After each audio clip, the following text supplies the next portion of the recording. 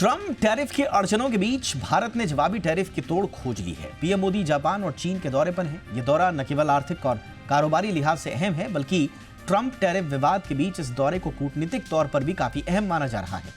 इस दौरे से भारत को क्या हासिल होगा, यह दौरा कैसे ट्रम्प टैरिफ के काट निकालने में कामयाब होगा, साथ ही साथ जो भारतीय जीडीपी की उड़ान जो जारी है, आज बड़े शानदार रोबस्ट नंबर आए हैं Q1 के 7.8% की रियल जीडीपी वृद्धि जो दर्ज हुई है, जो पिछले Q1 में, अगर पिछले साल के Q1 देखें तो 6.5% से ज़्यादा है काफ़ी।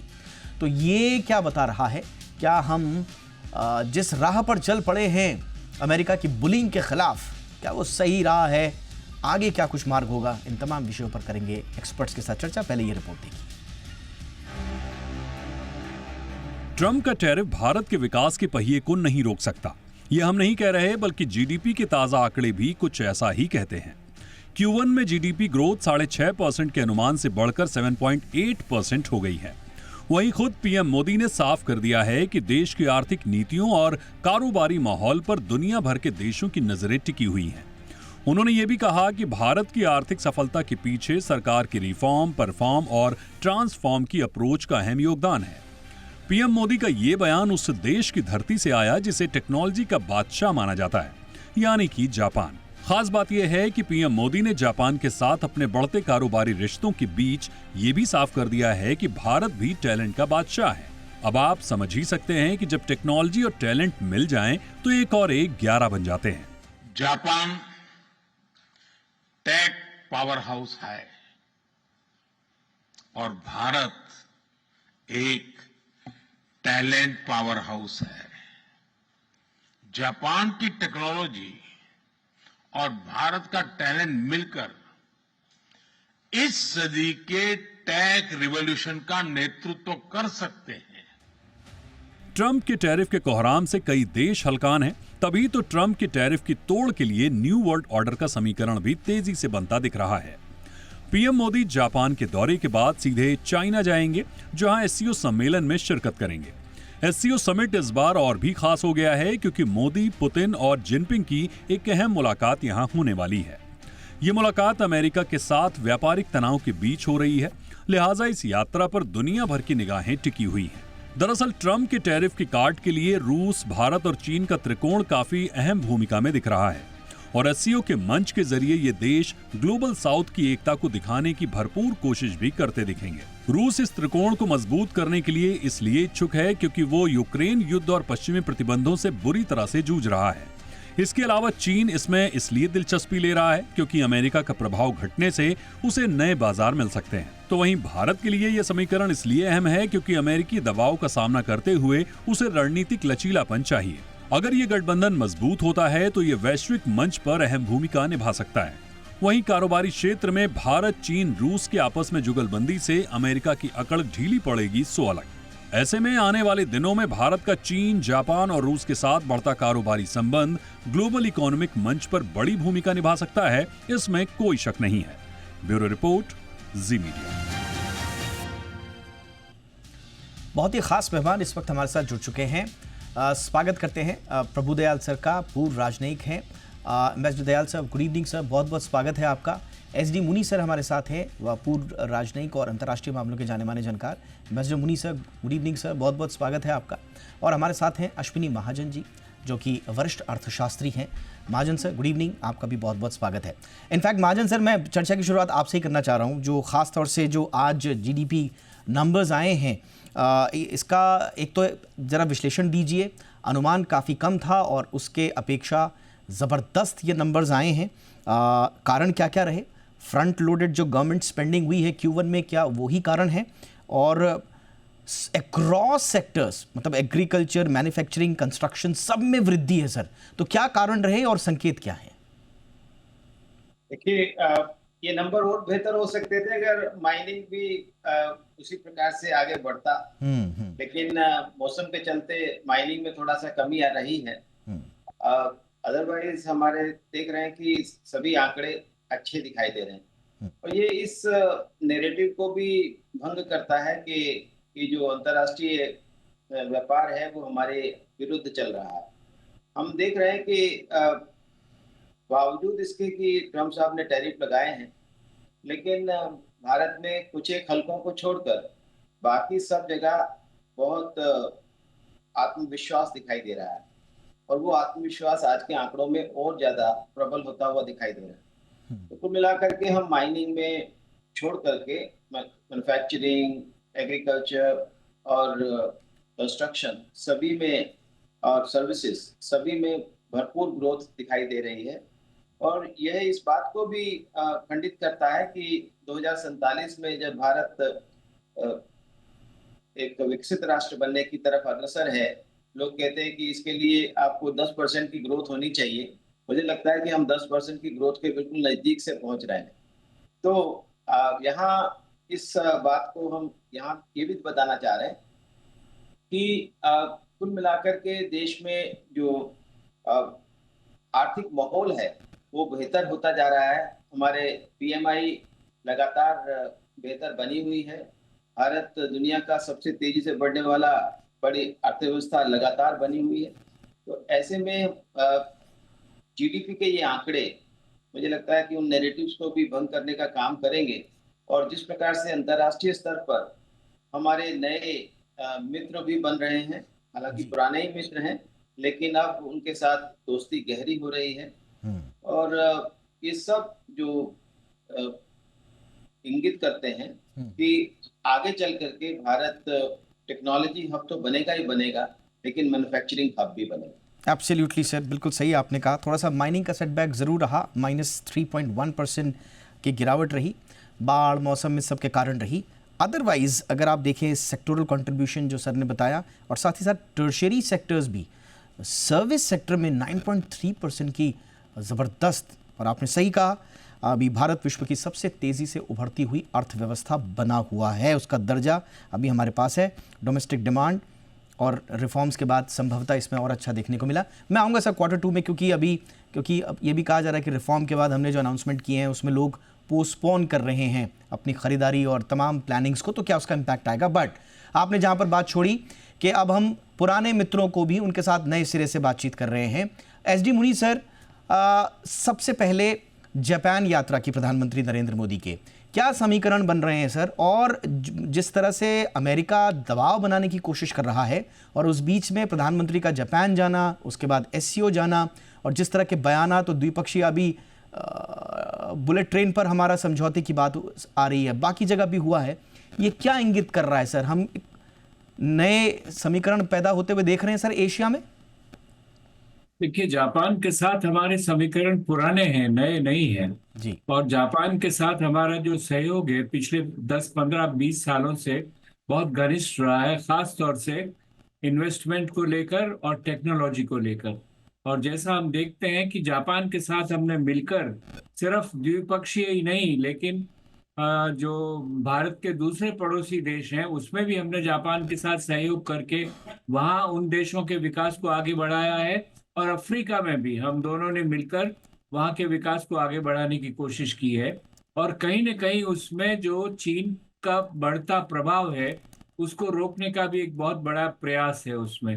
तो ये सब बातें पुरानी चल रही है, और जापान के साथ हमारे संबंध इसी मामले में, खास तौर से आर्थिक मामले में घनिष्ठ है। स्ट्रेटेजिक सामरिक मामलों में भी जो क्वाड बना है उसमें देखिए, ये जो आपने संदर्भ दिया, ठीक दिया, ट्रंप की टैरिफ्स को लेकर, उनको लेकर क्वाड के 4 में से 3 सदस्य ट्रंप की नीति से इत्तेफाक नहीं रखते हैं, वो उसका विरोध करते हैं। जापान, अभी भी जापान का ट्रेड डेलीगेशन अमेरिका जा रहा था, उन्होंने उसको रोक दिया, आखिरी क्योंकि मौके पर। अमेरिका जो शर्तें लगा रहा है वो जापान को मंजूर नहीं है। और हमारे ऊपर सबसे बड़ा कष्ट जो टैरिफ के हिसाब से ट्रंप साहब ने डाला है, उसके लिए जापान में भी और ऑस्ट्रेलिया में भी काफी समर्थन है, हमको काफी सहानुभूति है हमारे लिए। तो जापान के साथ हमारे संबंध पुराने हैं, और अभी की जो विजिट है उसका संदर्भ सही है कि उसमें ट्रंप की टैरिफ पॉलिसी एक बहुत बड़ा मुद्दा है, और उससे निपटने के लिए भारत और जापान दोनों एक साथ लगे हुए हैं।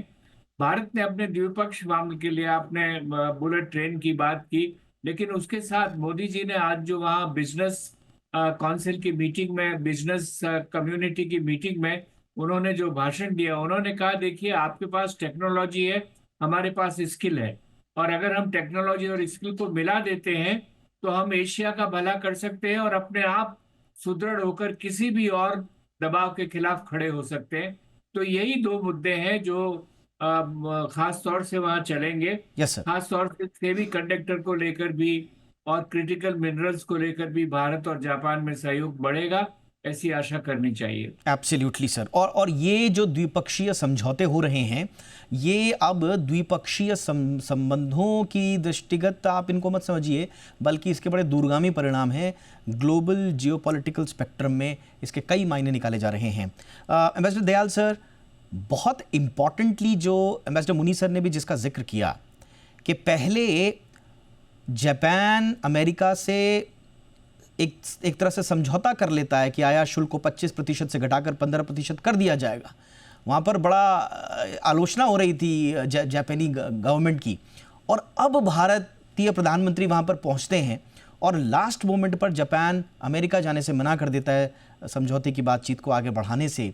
इसका मतलब क्या है? क्या भारत एक तरह से नज़ीर बन रहा है एशियन कंट्रीज़ के लिए कि आप ज़रूरी नहीं है कि अमेरिका की बुलिंग को इस वक्त सहें, उसको जवाब देना उसी भाषा में ज़रूरी है?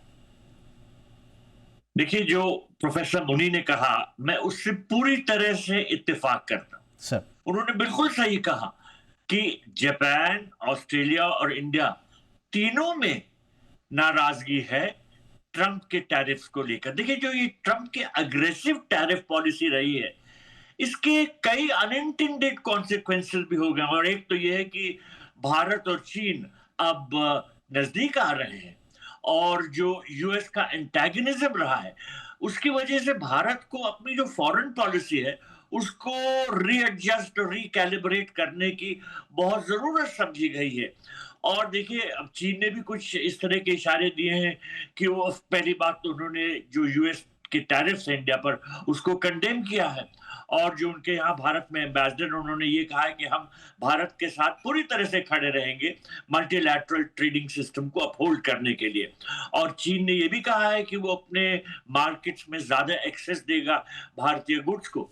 तो ये सब चीजें दर्शाती हैं कि जो ग्लोबल जियोपॉलिटिकल सिनेरियो जिसका आपने जिक्र किया वो बदल रहा है। लेकिन देखिए, साथ ही एक बात यह है कि हालांकि हमारे चीन के साथ जो ये इकोनॉमिक रिलेशंस हैं वो बढ़ेंगे टैरिफ्स की वजह से, लेकिन जो एक डीप स्ट्रेटेजिक राइवलरी है और जो बॉर्डर डिस्प्यूट्स हैं, क्या उनमें कुछ बदलाव आएगा? ये देखने की बात है। देखिए, हमको ज्यादा उम्मीदें नहीं लगानी चाहिए, क्योंकि वो बॉर्डर डिस्प्यूट्स जो हैं, जो जियोपॉलिटिकल टेंशंस पैदा करते हैं, वो कैसे दूर किए जाएंगे इसके बारे में अभी बातचीत होगी। लेकिन बहुत अच्छा पहला कदम है कि अगर रूस, भारत और चीन के जो लीडर्स हैं मिलेंगे, बात करेंगे, आरआईसी को रिवाइव करने की कोशिश होगी, तो ये जो ट्रंप ने उथल-पुथल मचा दी है जियोपॉलिटिकल सिस्टम में, इससे लड़ा जा सकता है, उसको रोका जा सकता है। Absolutely sir.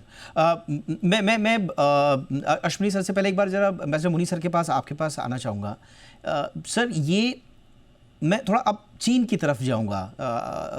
दयाल सर ने कहा कि बहुत ज़्यादा उम्मीदें आप मत कीजिए, बट 6 वर्षों बाद, मतलब गलवान के बाद ये पहली प्रधानमंत्री की वहाँ पर यात्रा है, शी जिनपिंग के साथ बड़ी मुलाकात है। चीन भारत का $118 बिलियन का व्यापार साझेदार भी है। बीच में ये सब चीज़ें खटाई में पड़ गई थी।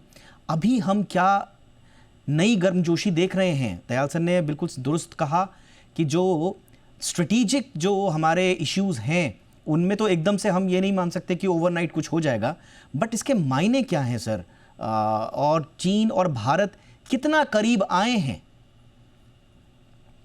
अभी शुरुआत है। देखिए, हमको बहुत ज्यादा उस पर उम्मीद नहीं रखनी चाहिए, लेकिन शुरुआत अच्छी है, और उस शुरुआत में बहुत सारी जो अपॉर्चुनिटीज हैं वो सामने आ सकती है। देखिए, स्ट्रेटेजिक मामले में दो बहुत बड़े मुद्दे हैं, 2 या 3 बहुत बड़े मुद्दे हैं। एक तो पाकिस्तान बहुत बड़ा मुद्दा है। जिस तरह से चीन पाकिस्तान की मदद करता है वो भारत को गवारा नहीं है, क्योंकि वो भारत को कंटेन करने के लिए उसका इस्तेमाल करता है, और पाकिस्तान भी भारत से अपनी एडवर्सरी रिलेशनशिप को बढ़ाने के लिए चीन के ऊपर झुका हुआ है। और दूसरा तिब्बत का मसला है, और वो भी अभी ताज़ा हो गया है क्योंकि दलाई लामा के सक्सेसर की बात चल रही है। उसके बाद क्या होगा, चीन को अभी पूरा विश्वास नहीं है कि उसकी जड़ें मजबूत है तिब्बत में, और तिब्बत ये चाहता है कि जो चीन उसके साथ कर रहा है, खास तौर से सांस्कृतिक मामलों में, वो ठीक नहीं है। भारत उसका समर्थन करता है। दलाई लामा की जो दलील थी अपने सक्सेसर के बारे में, उसका किरण रिजिजू जी ने, भारत की सरकार ने समर्थन किया, और वो चीन को ठीक से गवारा नहीं गुजरी है। तैवान का मसला भी है, और चीन ने उठाया भी है तैवान के मसले को, जबकि हम मानते हैं कि एक चीन है, तैवान भी उसका हिस्सा है, और तिब्बत भी उसका हिस्सा है, लेकिन दोनों में बहुत फर्क है। तिब्बत के लिए हम कह रहे हैं कि कल्चरल ऑटोनॉमी उनको मिलनी चाहिए, और तैवान के लिए हमारा ये मानना है कि तैवान के साथ हमारे कॉमर्शियल संबंध है, हमारे सांस्कृतिक संबंध है, उसके साथ हमारा कोई स्ट्रेटेजिक मामला, पॉलिटिकल मामला नहीं है। तो ये सेंसिटिव मामले हैं चीन की तरफ से, और हमारी तरफ से पाकिस्तान का मुद्दा एक बहुत बड़ा मुद्दा है। भारत के पड़ोस में चीन का जो बढ़ता हुआ प्रभाव है, वो भी एक बहुत बड़ा मुद्दा है हमारे लिए। तो इसीलिए स्ट्रेटेजिक मामलों में परेशानियां हैं, लेकिन हमारे पास अभी वक्त नहीं है, वरना मैं आपको बताऊं कि इसकी ऑप्शंस भी हैं बहुत सारे। अगर मैं आऊँगा दोनों सर, एब्सोल्युटली सर, मैं ऑप्शंस पे आऊँगा सर, बिल्कुल उन पर बातचीत करना ज़रूरी है। मैं थोड़ा सा अभी अश्विनी महाजन जी के पास जा रहा हूँ इस सवाल के साथ कि अब एक तरफ हम देख रहे हैं सर कि भू राजनीतिक लिहाज से भारत लगातार, उधर चाइना की तरफ से बेल्ट एंड रोड इनिशिएटिव हो या इधर हमारा इंडो पैसिफिक हो, तो दोनों की ओर संतुलन बनाने की ओर बड़े अच्छे से बढ़ रहा है। रेटिंग्स में हमारी लगातार सुधार हो रही हैं, जीडीपी हमारी फिलहाल रोबस्ट लग रही है, और अब हम जीएसटी के रिफॉर्म्स कर रहे हैं अश्विनी सर। तो क्या भारत, इनफैक्ट आज ही सरकार का बयान आया है कि हम ट्रम्प टैरिफ के बाद अब सारा फोकस रिफॉर्म पर कर रहे हैं, तो एक तरह से ट्रम्प टैरिफ हमारे लिए संकट न होकर बड़ी अपॉर्चुनिटी बन गया है कि हम जो रिफॉर्म हमारे बस्ते में पड़े हुए थे, अब उन पर हम फोकस कर रहे हैं, कंजम्पशन बढ़ाने की बात कर रहे हैं। तो क्या दुनिया में जो कुछ भी हो रहा है, भारत घरेलू रूप से, अश्विनी सर, हम तैयार हो रहे हैं? देखिए, भारत इस नाते से जाना जाता है कि हम आपदा में अवसर ढूंढते हैं और कर भी पाते हैं। हमने कोविड के दौरान भी देखा, और किसी भी आपदा के समय हमने इस प्रकार की चीजों का अनुभव किया है। जहां तक नए समीकरणों का सवाल है और उसके माध्यम से जो हम कर रहे हैं, वो उसके बारे में बताया, लेकिन मैं यहाँ पर एक बात बताना चाह रहा हूँ कि रूस के साथ हमारी दोस्ती जो है, वो चीन को अपने स्थान पर रखने के लिए भी बहुत जरूरी रहती है। और जब ब्रिक्स में चीन के साथ चीन का जो या रूस का जो नजरिया था, उसके बावजूद भारत ने बहुत ही बैलेंस्ड अप्रोच बना करके रखी थी। लेकिन यह अमेरिका के विरुद्ध ही जाता है, क्योंकि अगर अमेरिका भारत के खिलाफ इस प्रकार से टैरिफ की जंग को जारी रखता है, तो इस प्रकार के नए समीकरणों से उनको नुकसान ही होगा।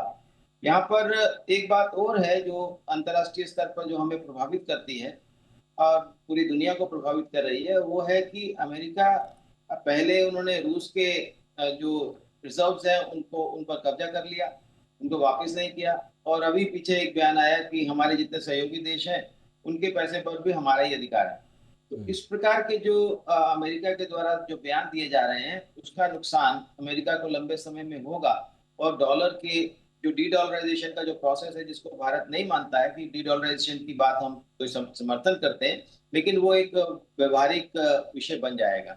आज हमारे जो आर्थिक स्थिति है लगातार मजबूत हो रही है, और ट्रम्प टैरिफ के बाद हमने अपने बाजारों का विस्तार करना शुरू किया है, अपने घरेलू बाजार को और सुदृढ़ करने का प्रयास कर रहे हैं, और दुनिया भर के देशों के साथ हम नए समझौते करके उनको वहां अपने साजो सामान को बेचने की बात कर रहे हैं। और जो सबसे बड़ी बात है, जीएसटी रिफॉर्म्स हमारे जो कॉस्ट को, कॉम्पिटिटिवनेस को बेहतर करेगी, क्योंकि जैसे ही हम पर आ जाएंगे, 2 दरों पर 28% की दर जब चली जाएगी, तो उसका एक बहुत बड़ा फायदा हमारे कॉम्पिटिटिवनेस को बढ़ने वाला है। ये बात सही है कि जब हम एक्सपोर्ट करते हैं तो हम जीएसटी वापस करते हैं, लेकिन फिर भी जो छोटे एक्सपोर्टर्स हैं उनकी जीएसटी वापसी नहीं होती है।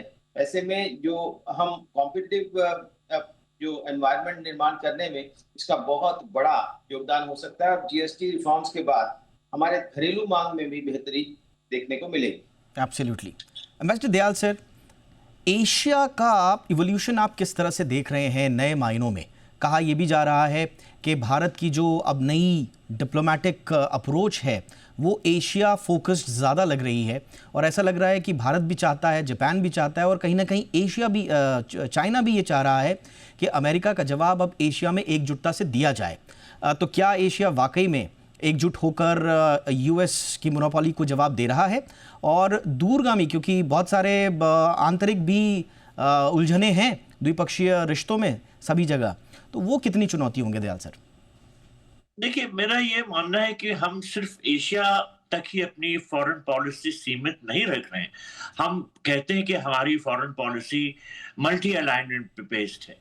और देखिए, अब कनाडा के साथ भी हमने एम्बेसडर लेवल रिलेशंस रिस्टोर कर दिए, नए राजदूत हमारे जाएंगे वहां, तो उसमें बदलाव आ रहा है। यूरोपियन यूनियन के साथ जो हमारे संबंध मजबूत होते जा रहे हैं, यूके के साथ और अच्छे होते जा रहे हैं। तो ट्रंप के साथ जो ये टेंशन हुआ है वो उनकी पॉलिसीज की वजह से हुआ है, लेकिन ये नहीं कि भारत अपने दरवाजे पूरी तरह से अमेरिका के लिए बंद कर देगा। ट्रंप जो है वो है आज, भाई कल कोई और होगा। तो हम अपनी पॉलिसीज को सिर्फ एशिया तक फोकस नहीं रह सकते। लेकिन जो चीन के साथ और जो जापान के साथ हमारे जो रिश्ते अब बदलने देख रहे हैं, जापान के साथ तो बहुत अच्छे रहे हैं, लेकिन अब और इन्वेस्टमेंट होने का वहां पर से एक्सपेक्टेशन है। और जापान जो है बहुत से इंडियन स्किल्ड वर्कर्स को वहां पर आमंत्रित कर रहा है। तो इस तरह के कुछ चेंजेस है जापान के साथ भी। और इसके अलावा चीन के जो फॉरेन मिनिस्टर जब यहाँ भारत के दौरे पे आए थे, तो उन्होंने कहा था कि ये जो हॉस्टिलिटी रही है ये ना हमारे लिए अच्छी है ना आपके लिए अच्छी है। उन्होंने कहा था कि हमको एडवर्सरीज एक दूसरे को नहीं सोचना चाहिए, बल्कि पार्टनर्स। तो अगर भारत और चीन में पार्टनरशिप होती है तो ये एशिया के लिए अच्छा है, क्योंकि जो बहुत कुछ टेंशन्स बने हुए हैं वो चीन की वजह से हैं। देखिए, सप्लाई चेन्स को डिस्टर्ब करता है, रोकता है। चीन अपना हर तरह से दबदबा बनाता है। अगर चीन की फॉरेन पॉलिसी में बदलाव आता है तो ये एशिया के लिए अच्छा है, दुनिया के लिए अच्छा है, और हमारे लिए तो है ही अच्छा। तो मेरे विचार में जो हम अपनी हर तरह से फॉरेन पॉलिसी को एडजस्ट करते हैं, स्ट्रेटेजिक अलाइनमेंट रखते हैं, मल्टी अलाइनमेंट रखते हैं, उसमें कोई बदलाव नहीं है। हम सब कंट्रीज के साथ अच्छे रिश्ते चाहते हैं। और अगर ट्रंप हमारे लिए मुश्किल पैदा कर रहे हैं तो हम अपनी फॉरेन पॉलिसी को एडजस्ट कर रहे हैं और बदलाव कर रहे हैं, ताकि हमें कोई नुकसान ना पहुंचे उनकी पॉलिसी से, ट्रंप साहब की पॉलिसी से। Absolutely sir. एम्बेसडर मुनी सर, थोड़ा सा मुझे अमेरिका के भीतर क्या चल रहा है सर, ज़रा हमारे दर्शकों को ये बताएं। वहाँ पर ये कहा जा रहा है कि कोई भी ट्रंप साहब की नीति से खुश नहीं है। वहाँ के फॉर्मर एनएसए साहब जो हैं वो तो लगातार बयानात दे रहे हैं। मागा भी क्रिटिक में उतरे हुए हैं, मागा के कई मेंबर्स। रिपब्लिकन लीडर्स ने टैरिफ लेड वॉर की एक तरह से चेतावनी भी दी है। जॉब लॉसेस की वहाँ पर बातचीत हो रही है। कॉर्पोरेट कंसर्न्स वहाँ पर अलग हैं। और ग्लोबल स्टेबिलिटी को लेकर भी अब अमेरिका में ट्रंप की नीतियों के खिलाफ एक तरह से नाराज़गी है। तो क्या अमेरिका के भीतर ट्रंप जिस राह पर चल रहे हैं वो बहुत बड़ा खतरा मोल ले रहे हैं सर, अपनी लोकप्रियता के लिहाज से? देखिए, मेरी राय इसमें थोड़ी सी अलग है सर। ये बात सही है कि जो बायलेटरल कंसेंसस था डेमोक्रेट्स और रिपब्लिकन्स में इंडिया के लिए, वो टूट गया है और दोनों में उसके ऊपर बहुत जम के बहस हो रही है। दोनों में प्रतिस्पर्धा है, दोनों पार्टियों में, और इस वजह से जो ट्रंप साहब की नीतियां हैं उनका भी बहुत सारा क्रिटिसिज्म हो रहा है। लेकिन ये सोचना कि जो ट्रंप कर रहे हैं उससे सारा अमेरिका नाराज है, गलत होगा। जो ट्रंप की अपनी कॉन्स्टिट्यूएंसी है वो अभी खुश है। उनको ये वादे किए गए हैं कि जो ट्रंप की इकोनॉमिक पॉलिसीज है उससे जो वाइट अमेरिकन है, पुअर अमेरिकन है, उनको बड़ा फायदा होगा। और वो इस उम्मीद में बैठे हैं कि देखें इसका क्या फायदा होता है। ये हो सकता है कि 6 महीने बाद, साल भर बाद अगर वो फायदा उनको नहीं लगे तो वो लोग भी नाराज हो जाए। लेकिन अभी तक उनकी जो कॉन्स्टिट्यूएंसी है उसमें से कोई बहुत बड़ा बदलाव नहीं है। देखिए, उनकी जो सारी कैबिनेट है वो बिल्कुल अंधभक्तों की तरह जो ट्रंप की विदेश नीति है, उसको भारत की नीति है, उसको पूरा समर्थन कर रही है और पुरजोर लगाकर ट्रंप की पॉलिसीज को सपोर्ट कर रही है। उन्होंने मस्क को निकाल दिया, जो पहले रखा था उसके खिलाफ कोई चू नहीं हुआ, कोई प्रतिरोध कहीं तरफ से नहीं हुआ। तो इसलिए ये मान लेना कि ट्रंप की नीतियों से ट्रंप बहुत अनपॉपुलर हो रहे हैं, ठीक नहीं होगा। जो ट्रंप की अपनी कॉन्स्टिट्यूएंसी है वो खुश है, लेकिन जो प्रतिद्वंदी है ट्रंप के, वो उसकी गलतियां निकाल रहे हैं और खास तौर से भारत के लिए जो बाइलेटरल कंसेंसस था वो बिगड़ गया है, वो टूट गया है और उसको संभालना बहुत आसान नहीं होगा। मुनि सर, मैं आपके अनुभव में सर, जरा क्योंकि आपका एक लंबा अनुभव, राजनयिक अनुभव है, क्या अमेरिका के खिलाफ इस तरह की आवाज़ उठाना या कन्फ्रंट करने की, मैं सिर्फ भारत की बात नहीं कर रहा हूँ, मैं द्विपक्षीय राजनयिक, जब हम डिप्लोमेटिक रिलेशंस की बात करते हैं तो इस तरह का कन्फ्रंटेशन क्या आपने सर पहले देखा है कि एक बड़ी पावर के खिलाफ एक छोटी और उभरती हुई पावर इस तरह से कन्फ्रंट करे, और न सिर्फ कन्फ्रंट करे बल्कि ऐसा प्रतीत होता है कि बाकी दुनिया के देशों के लिए भी आप नज़ीर बन रहे हैं? तो क्या ऐसा पहले हुआ है सर? देखिए, मैं आपकी बात को थोड़ा अलग रखता हूं सर भारत कन्फ्रंट नहीं कर रहा है अमेरिका को, अमेरिका कन्फ्रंट कर रहा है। जो हम पे टैरिफ लगा है वो अमेरिका ने लगाया, भारत की कभी कोशिश नहीं थी।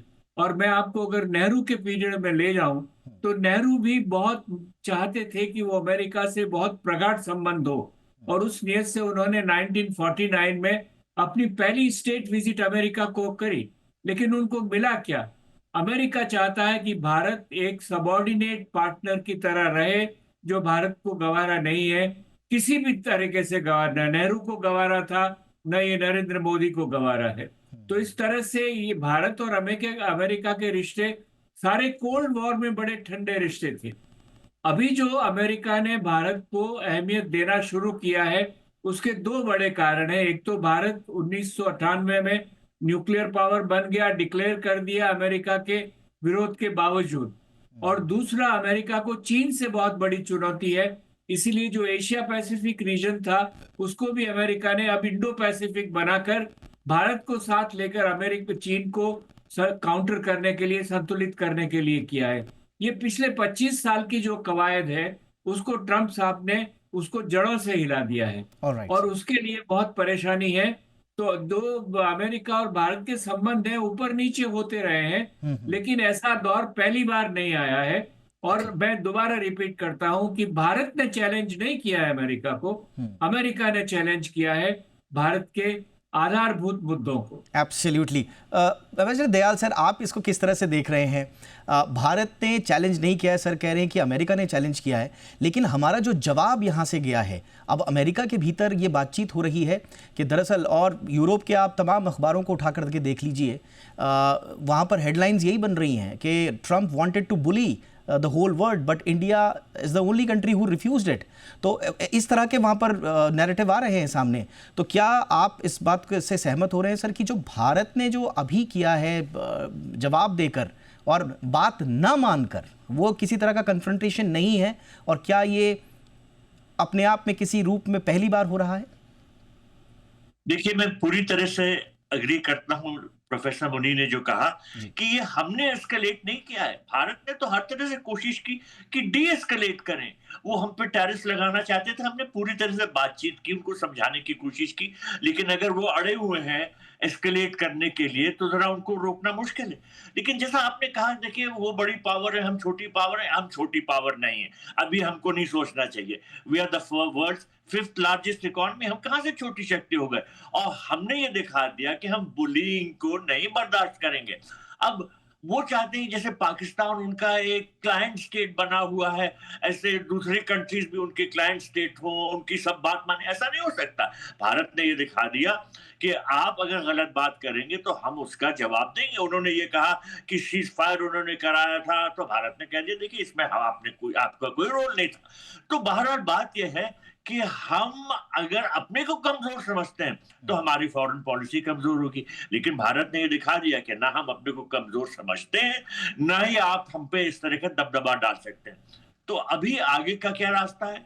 अब ट्रम्प साहब को ये देखना है कि क्या वो भारत को लूज करेंगे। देखिए क्वाड की समिट होने वाली है, भारत होस्ट करना है, इसके बारे में क्वेश्चन मार्क्स हो गए, क्या होगी ये समिट, नहीं होगी, और किस माहौल में होगी, क्योंकि ये भी रूमर्स आ रही है कि भाई देखिए ट्रम्प अगर होगी क्वाड समिट तो नहीं आएंगे उसमें। तो ये जो बिगड़े हुए रिश्ते हैं ये ट्रम्प साहब की वजह से है, और अगर उन्होंने इस तरह से हम पे दबाव डाला तो Dayal sir sorry to interrupt, बस थोड़ा मुझे एक हल्का सा एक हिंट दीजिए सर, अपने अनुभव से, आपका बहुत बड़ा, आपका भी राजनयिक अनुभव रहा है, जिस तरह से हम फ्रंट फुट पे खेल के अमेरिका को जवाब दे रहे हैं और जिस भाषा में दे रहे हैं, डिप्लोमेटिकली क्या भारत की ये नीति रही है सर? क्योंकि इस बार बार बार एनालिसिस ये आ रहे हैं, ये बार बार कहा जा रहा है कि भारत ने पहली बार ये किया, फॉरेन मिनिस्टर जिस तरह के बयान देते हैं, मुंह पे दो टूक बातें कह के आ जाते हैं यूरोप और अमेरिका को, उस तरह की भाषा पहले नहीं थी, अब राजनयिक भाषा भी भारत की बदल रही है, ये सर क्या हम पहली बार देख रहे हैं? देखिए फॉरेन पॉलिसी वो होती है जो आपके इंटरनल सिचुएशन पे बेस्ड होती है। भारत एक बहुत स्ट्रांग इकोनॉमी बनता जा रहा है और इसकी वजह से जो हम आवाज उठा सकते हैं दुनिया में वो भी ज्यादा बुलंद हो रही है। तो अगर हम कमजोर हैं इंटरनली तो हमारी फॉरेन पॉलिसी कभी उतनी तंदुरुस्त नहीं हो सकती। तो अगर हम अमेरिका का जवाब दे सकते हैं, उनसे बातचीत में उनके दबाव में नहीं आ रहेंगे, तो ये जरूर इस बात से होता है कि हम अपने को ताकतवर समझते हैं, हम इतना कमजोर नहीं समझते। तो हमारी फॉरेन पॉलिसी में जरूर बदलाव आ गए और वो इस वजह से क्योंकि हमारी इंटरनल स्ट्रेंथ बढ़ती जा रही है। मुझे लगता है सर आपका ये स्टेटमेंट जो जितने लोगों को अब तक कंफ्यूजन था ना कि ये भारत पहली बार कर रहा है नहीं कर रहा है, आपने बिल्कुल दुरुस्त कहा। जब हम इंटरनली मजबूत हैं, हमारे लीडरशिप ये देख रही है कि सर मुनी सर कुछ कह रहे हैं? मैं ये कहना चाह रहा हूं कि भारत नेहरू के वक्त में, इंदिरा गांधी के वक्त में भी अमेरिका के सामने खड़ा हुआ। जब भारत को दबाने की कोशिश की गई, नेहरू ने कोल्ड वॉर में अलायंस में शामिल नहीं हुए, अमेरिका ने बहुत सारा अलग थलग करने की कोशिश की। मिसेस गांधी ने बांग्लादेश के वक्त को लेकर जिस तरह से निक्सन ने उनको ट्रीट किया, उसका उन्होंने मुकाबला किया। तो ये एक परंपरा है, भारत की विदेश नीति की ये परंपरा है कि हम किसी से झगड़ा नहीं करेंगे, लेकिन आप हमें दबाने की कोशिश करोगे तो हम नहीं दबेंगे। तो इसको इस तरह से समझा जाए कि अश्विनी सर आ रहा हूं आपके पास, इसको इस तरह से समझा जाए कि अमेरिका के खिलाफ भारत पहले भी नहीं झुका था, नेहरू काल में, इंदिरा गांधी काल में, उसके बाद भी, लेकिन अब हमारे पास रीजंस ज्यादा हैं। अब हम क्योंकि मजबूत इकोनॉमी बन रहे हैं, ज्यादा शक्तिशाली हैं, तो ज्यादा अच्छे तरीके से हम इस वक्त अमेरिका का मुकाबला कर सकते हैं और ये कॉन्फिडेंस उभरती हुई अर्थव्यवस्था हमें दे रही है। अश्विनी सर आपके क्लोजिंग रिमार्क। देखिए भारत ये जो कर रहा है, पहली बार शायद नहीं कर रहा, लेकिन ज्यादा मजबूती से कर रहा है, ये दिखाई दे रहा है। क्योंकि ये कहना कि आप जो मर्जी कर लें कि हमने रूस से तेल खरीदना बंद नहीं करेंगे, आप जो मर्जी कर लें कि हम जीएम फूड का इंपोर्ट खोलेंगे नहीं, ये कुछ रेड लाइंस हैं जिससे हटा नहीं जा सकता। तो ये एक बहुत बड़ी बात है। और दूसरी बात ये है कि भारत की मजबूती के कारण आज रूस, चीन, जापान सभी देश हमारे साथ मिलकर के अमेरिका के सामने एक मुकाबला करने के लिए तैयार हैं। लेकिन यहाँ ये देखना पड़ेगा कि चीन जैसे देश हमारे परमानेंट फ्रेंड्स नहीं हो सकते हैं, इसलिए अमेरिका के अंदर इस प्रकार की भावना जागृत होगी, अमेरिका में लोग दबाव बनाएंगे। और हमने देखा है कि जिस प्रकार से अमेरिका में कॉर्पोरेट दबाव बनता है, उसके बाद अमेरिकी सरकार हिलती है, वो यहाँ वही होने वाला है। इस प्रकार से कॉर्पोरेट जगत को इसके कारण नुकसान होगा। और दूसरी बात यह है कि अमेरिका में सबसे बड़ा नुकसान अमेरिका को ये होने वाला है कि चाहे ट्रम्प साहब बहुत पॉपुलर हैं, लेकिन वहां जब महंगाई बढ़ेगी, क्योंकि हर चीज पर 10-20% आप टैरिफ लगाएंगे, तो उतनी महंगाई बढ़ने वाली है। उस महंगाई का असर पूरी अमेरिकी अर्थव्यवस्था पर पड़ेगा, आम आदमी पर पड़ेगा। और दूसरे जो टैक्स कम करने वाले हैं वो भी अमीरों पर टैक्स कम होगा। तो इस प्रकार से जो खाई है बढ़ने वाली है, वो बिल्कुल नुकसान अमेरिका को जरूर होगा। अमेरिका भी एब्सोल्युटली सर, एब्सोल्युटली। तो आप तीनों से बातचीत करके आज हमारा फोकस था कि क्या एशिया एक शक्ति के रूप में उभर रहा है, बट एशिया के साथ साथ भारत पूरी दुनिया के डिप्लोमेटिक या फिर भू राजनीतिक फिरके में अपनी एक अलग अप्रोच के साथ आगे बढ़ रहा है। एक तरह से इंडिया इज पाइवोटिंग डिप्लोमेटिकली। अब लगातार हम चाइना और जापान के साथ डीपन कर रहे रिश्ते। आसियान का ऐसा लग रहा है कि थोड़ा सा फ्रेगमेंटेड है, लेकिन मोस्ट स्टेट जो है वो इंडिविजुअली इंगेज कर रहे हैं, कलेक्टिवली अभी नहीं कर रहे हैं। चाइना अच्छे सिग्नल दे रहा है, counter measures without full scale confrontation, और जो बाकी के देश रह गए वियतनाम, थाईलैंड, कंबोडिया, ये थोड़ा सा बैलेंस एक्ट में है। Short term relief from US, but long term economic diversification भी वहाँ पर हो रहे हैं। तो कुल मिला के अभी एशिया इतना ज़्यादा एकजुट तो नहीं लगता, बट येस, अगर एक स्ट्रेटेजी के साथ आगे बढ़ा जाए तो ज़रूर अमेरिका की चिंताएं बढ़ सकती हैं। एक बात और, भारत की ये पहली अप्रोच नहीं है। भारत अपनी आज़ादी के बाद से अमेरिका का जवाब इसी तरह से देता आया है, लेकिन अब भारत ज़्यादा मजबूत स्थिति में है। बहुत बहुत धन्यवाद आप तीनों का, एम्बेसडर मुनि सर, एम्बेसडर दयाल सर, बहुत बहुत धन्यवाद अश्विनी सर आपका वक्त निकालने के लिए।